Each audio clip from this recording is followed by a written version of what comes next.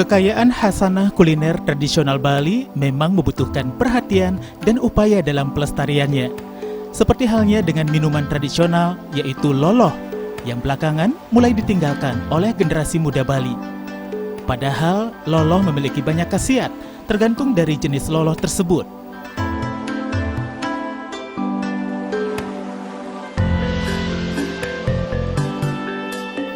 Untuk melestarikan loloh, Perkumpulan Pecinta Tanaman PPT Kota Denpasar mengembangkan berbagai jenis loloh dan dikemas secara modern sehingga mendapat respons positif dari masyarakat.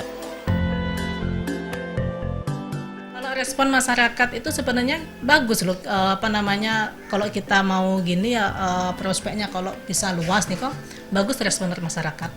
Kalau untuk khasiat dari masing-masing loloh niki dari sirih niko kan untuk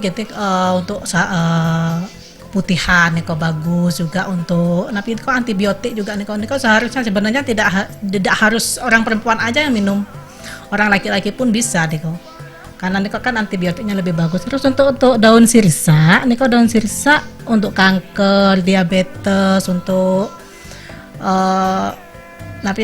darah tinggi niko bisa juga, untuk kolesterol, asam urat niko juga bisa. Beragam loloh yang diproduksi Jero Gandari, diantaranya loloh kunir asem, temulawak, beras kencur, mengkudu, daun sirih, dan daun sirsak, yang masing-masing memiliki khasiat yang berbeda, namun tentunya sangat bermanfaat bagi kesehatan. Jero Gandari memaparkan, untuk menjaga kesehatan atau mencegah berbagai penyakit, sebaiknya mengkonsumsi loloh sehari 1 gelas saja. Sementara untuk pengobatan, disarankan mengkonsumsi loloh 3 kali sehari. Proses pembuatan loloh sebenarnya sangat sederhana dan dapat dilakukan sendiri di rumah.